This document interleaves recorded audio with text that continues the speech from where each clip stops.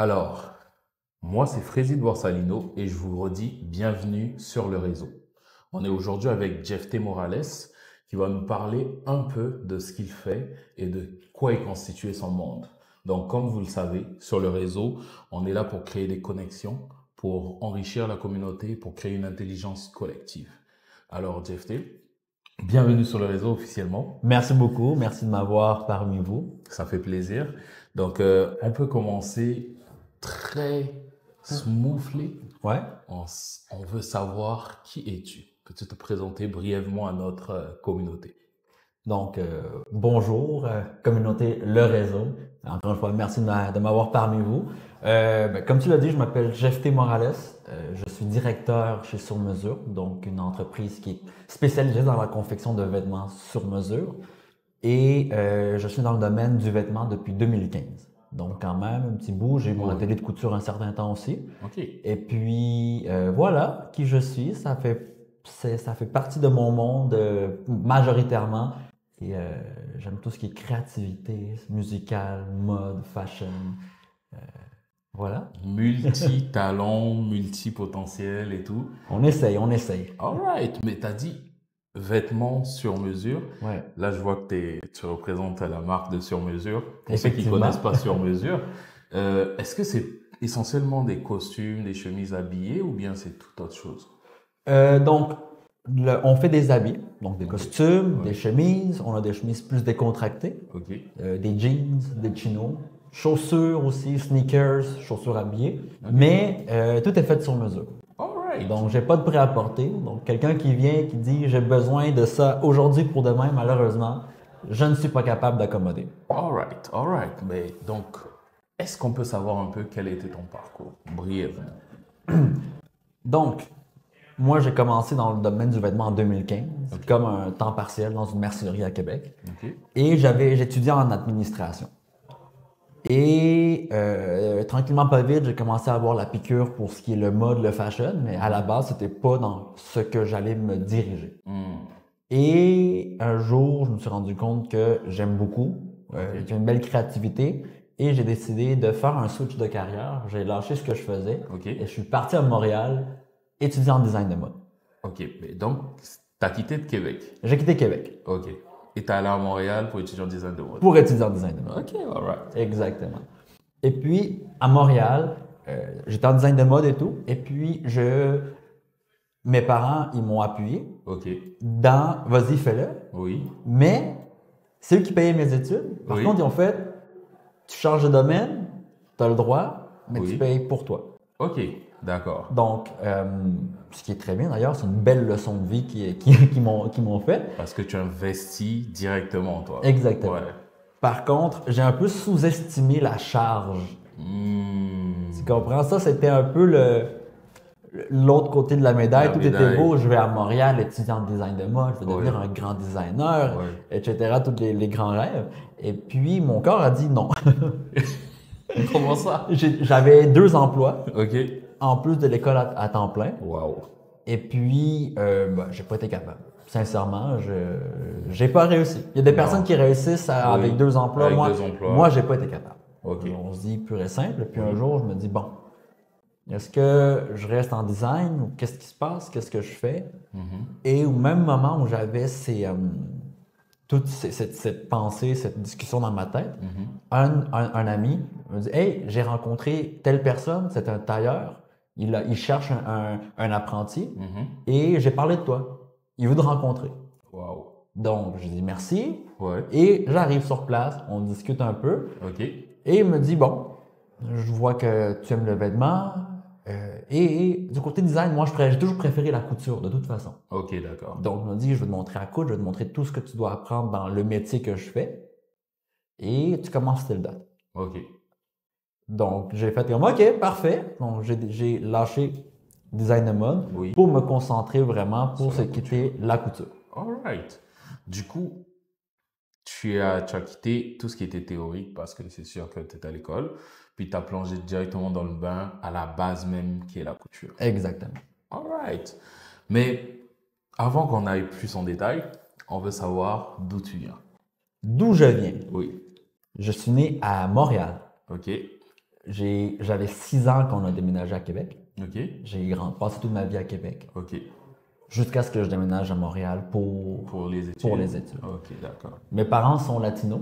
Oh. Mes parents sont du Salvador. Ok. Donc, j'ai un héritage salvadorien, latino, malgré que le fait que mes parents ont quand même grandi ici. Ils sont arrivés très jeunes. Oh, ok. J'ai un héritage latino, je parle espagnol et Parfait. latino-québécois. Latino-québécois, Latino-québécois. of course. Comment on dit of course en espagnol? Claro que sí. Claro que si. Moi aussi, j'ai fait un peu espagnol, Ok. mais j'ai tout perdu. Ça fait 10 ans que je pratique pas, donc Il faut. peut-être que j'ai trouvé mon prof d'espagnol.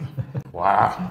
Et comment est-ce que ton héritage a façonné la personne que tu es aujourd'hui? Parce que tu vois, tu t'intéresses à la mode, depuis à l'art. On sait que comme tous les peuples sur Terre, les latinos, l'art, c'est vraiment puissant. Je pense que la mode aussi parce qu'ils ont un style vestimentaire qui quand même les départage un peu du reste des cultures. Donc, comment est-ce que ton héritage t'a influencé? Est-ce qu'il y a eu des choses du Salvador qui t'ont poussé à être celui que tu es aujourd'hui? Je vais être très, très transparent avec toi. Oui. Je n'ai pas eu un contact très rapproché avec le Salvador. Ok. Le contact que j'ai se fait par mes parents parce que je n'ai pas encore visité mon pays. Ah ouais? Je le visite en décembre. Ça va être la première fois, Nice. mais avec toutes les difficultés que le pays a connues, mes Mhm. parents ne se sentaient pas à l'aise Hmm. de nous amener De- avec mes frères au Salvador, Ok. surtout que j'ai 12 ans et 13 ans de différence avec mes petits frères. Oh. Donc, malgré que j'avais 18 ans, Oui. ben, mon petit frère avait 6 ans. Mhm. Donc, mes parents ne se sentaient pas à l'aise de nous amener Oui. avec des enfants en bas âge. C'est ça. Donc là, en décembre, je vais être chanceux, je vais pouvoir, pour la première fois, découvrir le pays d'où je viens. Ben oui, c'est super. Écoute, Donc, moi je pense que connaissant d'où je viens, je pense que tu vas vivre une expérience magnifique. j'espère bien. Oui. Donc, j'ai été façonné selon l'expérience de mes parents, Ok. plutôt que de la culture salvadorienne Local, directement. direct, oui. Mes Ok. parents sont arrivés à un très jeune âge, ils étaient début de l'adolescence. Ok.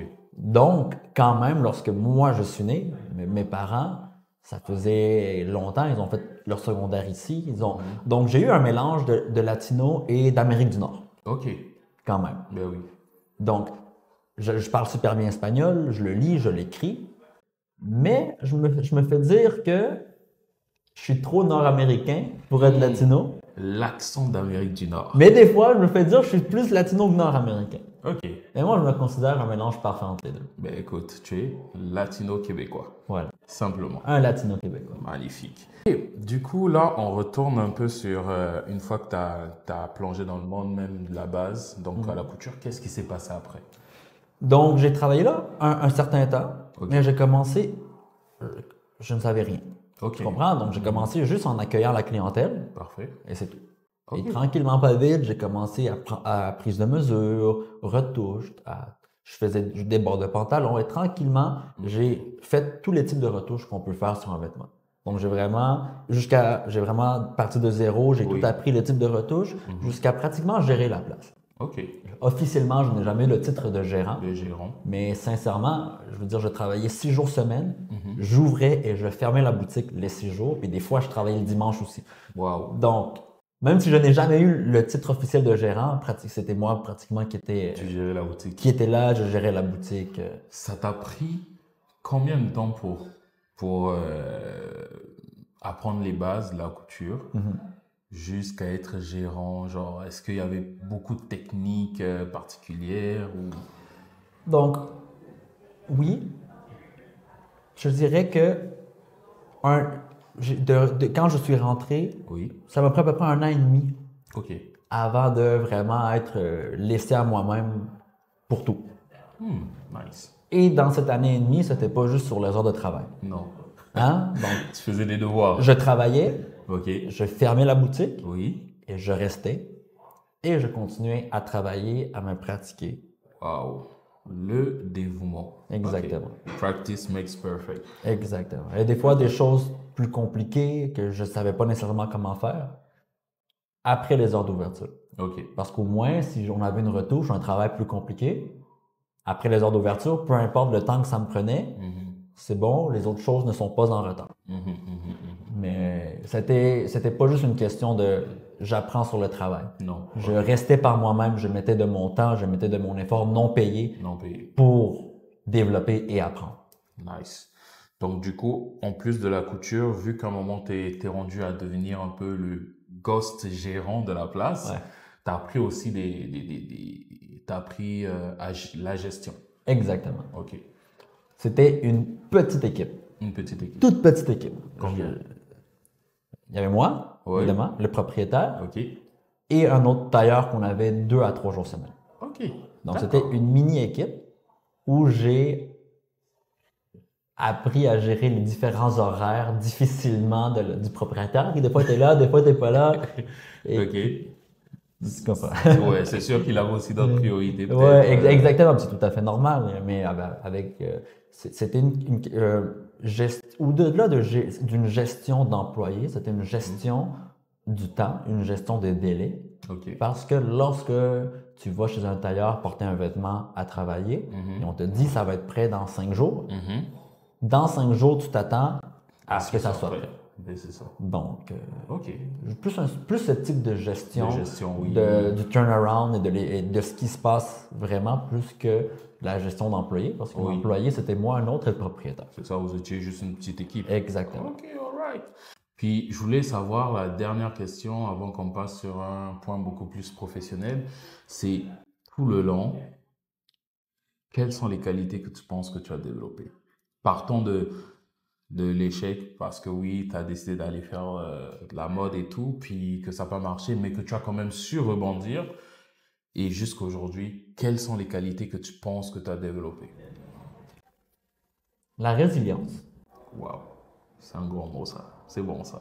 J'aurais pu dire, ça n'a pas marché à l'école, Puis, je retourne en administration, ou peu importe, tu comprends? Mais je voulais faire carrière dans le domaine. C'est ça. Je le savais que c'était ça que je voulais faire. C'est ça. J'ai trouvé une autre façon de réussir à faire carrière dans le domaine. Et je pense que tu as trouvé la meilleure façon parce que tu es reparti aux bases, tu es reparti aux sources. Exactement. Exactement. Et ta créativité, tu l'avais toujours. Est-ce que tu avais déjà des dessins que tu faisais? Je faisais des dessins. C'était pas ce que j'aimais le plus faire. Ok.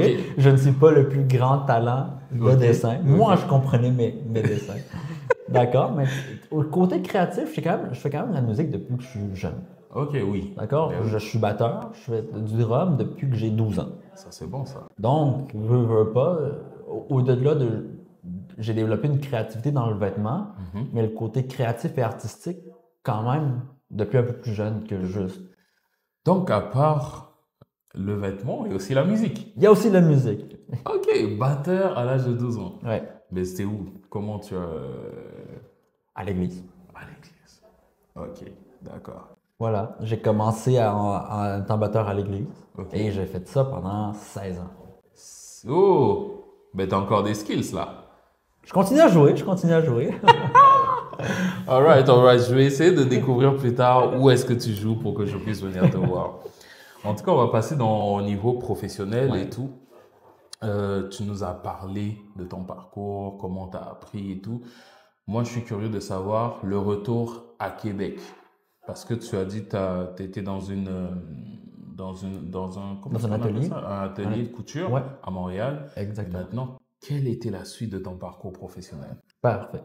Donc, en 2019, je m'assois avec le propriétaire. Je lui dis, écoute, j'ai besoin de plus de salaire. J'étais au salaire minimum après 2 ans. Et je travaillais beaucoup. On sait qu'en 2015... Et mes heures supplémentaires étaient payées régulièrement. Donc, là, j'ai besoin d'une bonne structure et j'ai besoin d'une augmentation de salaire. Je ne peux pas rester au salaire minimum. C'était difficile pour lui. Je comprends que peut-être le business ne pouvait pas se permettre de me donner plus. Et à l'été 2019, j'ai eu une offre d'emploi pour être gérant chez IGA. IGA, ok. Et c'était en toute transparence, à peu près 12 000 de plus par année. Oh. Et payé, structuré, tout est bon. Donc, je me suis dit, bon, je vais faire une petite pause pour aller chez IGA. OK. Donc, j'ai fait ça 1 an. Je suis rentré comme gérant d'épicerie. J'étais gérant d'épicerie, j'étais gérant du prêt-à-manger, j'ai touché à la gérance de différents départements et Chez j'ai IGA. terminé chez IGA, exactement, et j'ai fini gérant de magasin. OK. Exactement. Parfait. Donc, Mais ça, c'était toujours à Montréal. toujours à Montréal, Ok. exactement, Alright. toujours à Montréal. Alright. Donc, j'ai fait ça 1 an et en plein milieu de mon mandat, Oui. COVID. Damn. COVID. Déjà que tu as fait un gros sacrifice là, en quittant ce que tu voulais faire pour aller faire gérant d'IGA. Exactement. Donc ça, c'était un gros moment clé. Donc là, COVID arrive. COVID arrive. OK. On perd 70% des employés Oui. et ils sont tous partis sur la fameuse PCU. OK. 2000 dollars. À moi, ils ne me le disaient pas, mais on les entendait parler entre eux. Tu sais, les employés pensent que les gérants ils n'entendent pas, mais on entend tout. Ils sont tous partis sur la PCU. Ils ont cru qu'ils étaient malins. Mais quand tu es gérant chez IGA, tu es payé à l'année. OK. Donc moi, je faisais mon 40-45 heures semaine, tout était beau. Oui. Mais là, je faisais du 12 heures par jour. Toute seule. On rentrait à 6 heures du matin, OK. mais on ne savait pas à quelle heure on finissait. Oui. Mais tout ça dans un contexte que ce n'est pas le domaine de carrière que je veux faire. C'est ça. C'était une transition pour moi. OK. Et où IGA, où j'étais au centre-ville de Montréal, il y avait un Starbucks. OK. Donc là, on était le seul, donc là, on était un commerce essentiel. On est resté ouvert. Et c'était le seul Starbucks au centre-ville de Montréal ouvert. Oh. À cause qui était dans un commerce essentiel. Les autres cafés n'étant pas commerce essentiel ont fermé. Ils étaient Donc, chanceux. on a ramassé beaucoup de clientèle. OK. Donc, on devait gérer plus de clientèle Oui. avec des restrictions parce que le gouvernement avait mis des paramètres de 2 mètres, X personnes dans la boutique en même temps, Oui. tout cela sous effectif. Wow. Donc, je devais faire mon travail de directeur, mon travail de gérant. Et ensuite, je devais faire commis d'épicerie, je devais aller faire du poulet, je devais faire de la boulangerie, je devais aller aider au Starbucks, je devais... Wow. Donc là, à l'été 2020, Oui. ça marchait plus. Non. T'étais C'est- overload là. Ça marchait plus. J'en avais de la difficulté, on engageait. Et c'est un défi pour tout ce qui est épicerie. Ça a toujours été un défi, le roulement de l'employé et tout. Mais rajoute le contexte de COVID, c'est difficile. C'est difficile. Donc là, en 2020, j'ai pris la décision de je dois faire autre chose. Oui. Et puis là, j'ai commencé à voir, OK, je vais ouvrir mon atelier. OK. Parce que pendant cette année-là, j'ai gardé des clients quand même.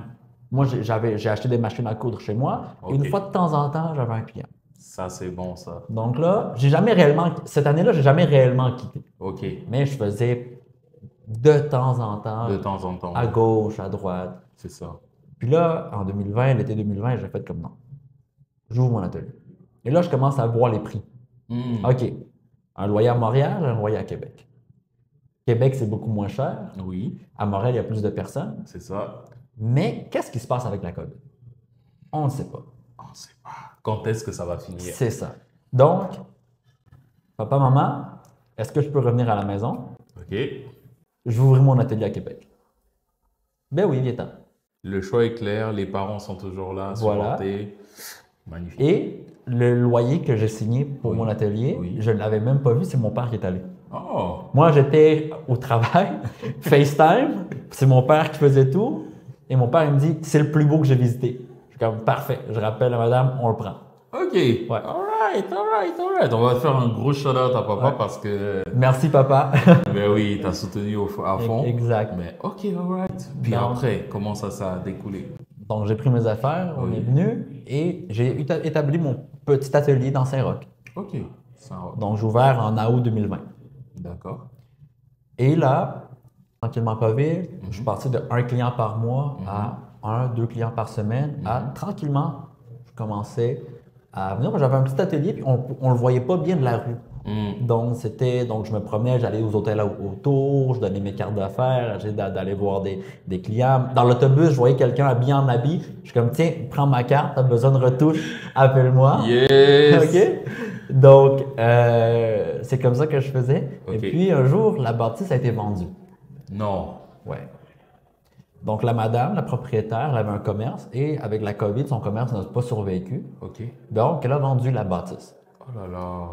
Donc, les propriétaires sont arrivés, ils ont fait des Airbnb. OK. Ouais. Donc là, je me réveille en février par un appel qui me dit « On est les nouveaux propriétaires, on a besoin que tu partes telle date. » Donc là, c'est comme ça que je me suis réveillé. Hein? Donc là, j'ai dit « Bon, rappelle-moi dans 20 minutes, Oui. laisse-moi me réveiller. » C'est ça. On raccroche, je prends ma douche, je me mets de l'eau dans le visage, je me réveille bien. Oui. Et là, je commence à parler avec eux. OK. Et puis là, moi, je me faisais mettre dehors. Wow. Donc là, qu'est-ce que je fais? Est-ce que je les amène, est-ce que je vais au tribunal parce que moi, j'étais pas d'accord? Est-ce qu'on s'en va devant un juge? Combien ça va me coûter? Est-ce que je vais gagner? Est-ce que je vais perdre? Est-ce que tu vas... Mais si je gagne, la relation avec les nouveaux propriétaires, elle est déjà brisée. Exact. Est-ce que je déménage?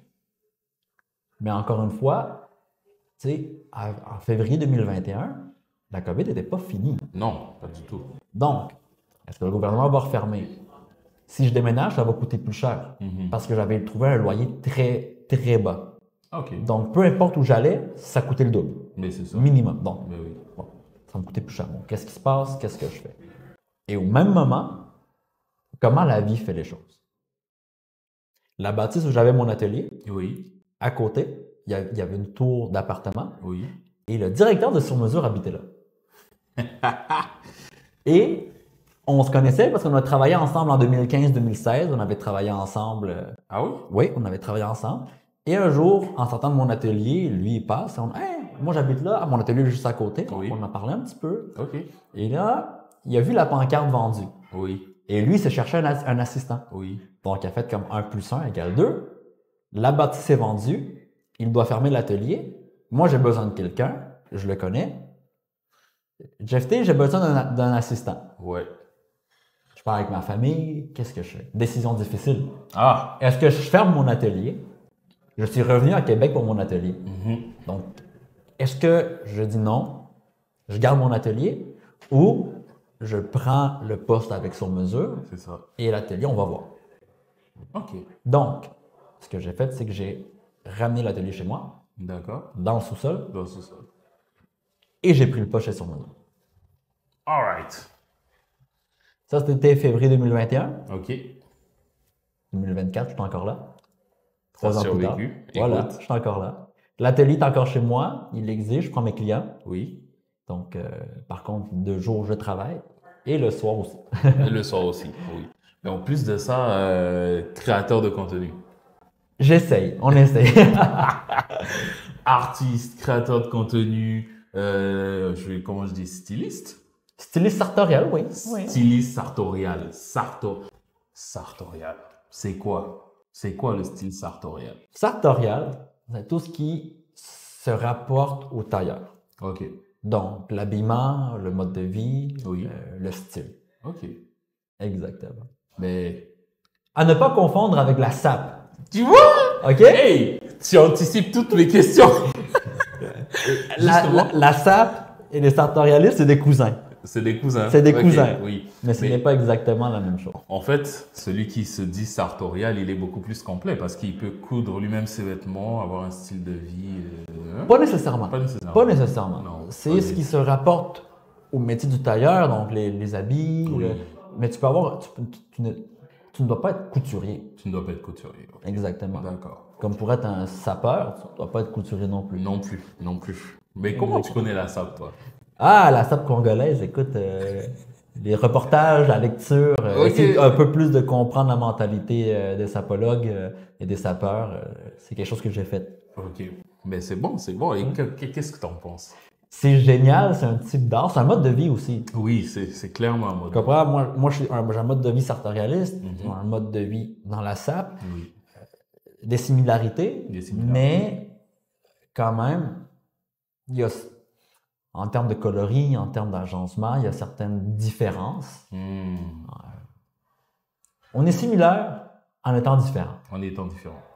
Bon, en tout cas, tous les deux aspirent à être élégants. Quand il s'agit. On aspire à l'élégance. Ben oui.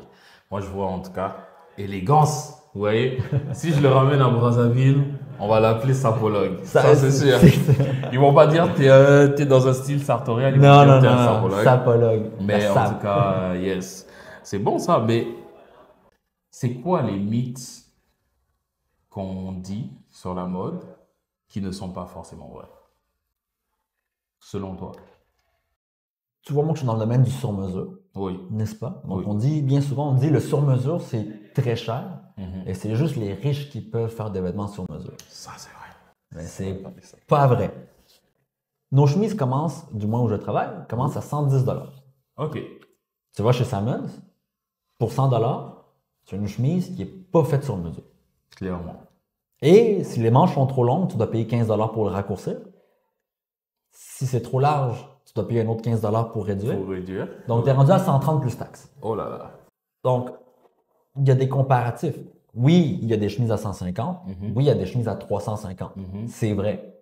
Mais c'est plus accessible de ce que les personnes peuvent penser.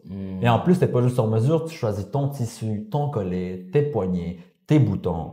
Tu veux mettre tes initiales, vas-y, mets tes initiales. Voilà. Tu comprends? Oui. Donc, tu ne dois pas être riche nécessairement. Oui, on commence à 110, donc veux pas. Une chemise à 50 $, j'en ai pas. Mais si tu achètes, tu vas chez Salmons ou chez Ernest ou à l'abbé ou peu importe. Tu n'as pas le luxe de choisir ton col ou tout autre. Même pas. La chemise, elle est faite. C'est ça. C'est ce qu'il y a. Si tu l'achètes et qu'elle est rétrécie demain, ben tant pis. Tant pis. C'est ça. OK.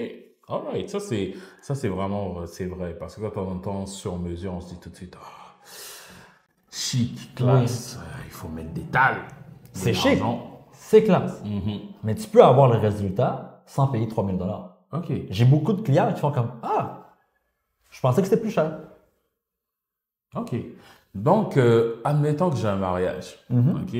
Je m'habille avec un costume bleu roi. OK. Avec des petites traces blanches comme ça.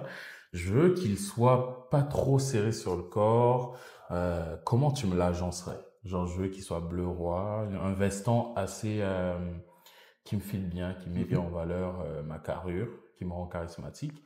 Un pantalon qui serre pas trop, mais qui me file bien. Et qui n'est pas trop ample. Qui n'est pas trop ample non plus. Comment tu l'agencerais, c'est-à-dire quelle chemise tu me conseillerais, cravate ou pas de cravate, nœud papillon, tout ça? Ça va dépendre aussi. C'est ton mariage ou c'est pas ton mariage? Non, c'est pas mon mariage. C'est pas ton mariage, bon. Mais il faut que je sois élégant. C'est sûr. Donc, par la suite, tout dépendamment du type de mariage. OK. C'est sûr que la chemise blanche est un classique. Un classique. Si tu veux faire un petit twist, Oui. j'aime beaucoup, beaucoup l'agencement avec un bleu ou un rose pâle. On reste dans du pâle. Oui. Donc, c'est pas la chemise qui prend toute la place. Non. Mais c'est pas du blanc. C'est pas le classique blanc. On a déjà une petite trousse là. OK. Ensuite, cravate, nœud papillon. Entre toi et moi je suis team cravate. Cravate. D'accord? Moi, j'adore la cravate. OK. Et tu ne veux pas nécessairement être plus élégant que le marié. Que le marié. Donc, si le marié est en cravate, porte pas de nœud papillon. D'accord. Si le marié a un nœud papillon, tu peux porter un nœud papillon. OK. D'accord. OK. Ça, c'est une règle à respecter. C'est une règle à respecter. OK. Par la suite, est-ce que tu es obligé en tant qu'invité de porter une cravate? Non. Mais si tu veux, tu peux. OK. Exactement. Parfait. Pochette obligatoire. Mais ça doit s'agencer, mais ça ne doit pas être exactement la même chose. Oh, OK. Donc, du coup, quel type de cravate on choisirait en termes de couleur, de motif? On sait que le costume, il est bleu roi, la chemise un peu rose pâle. Quelle cravate et quelle pochette? Quelle couleur? Il y a un goût personnel qui rentre dedans. Vas-y! C'est pas juste ça et ça et ça. Non. On s'entend que c'est quand même très ouvert. OK. Je suis en train de voir dans mes cravates que j'ai et tout. OK, disons. Costume bleu roi, Oui. chemise rose pâle, Rose pâle. pochette rose pâle qui vient chercher la chemise. Mhm.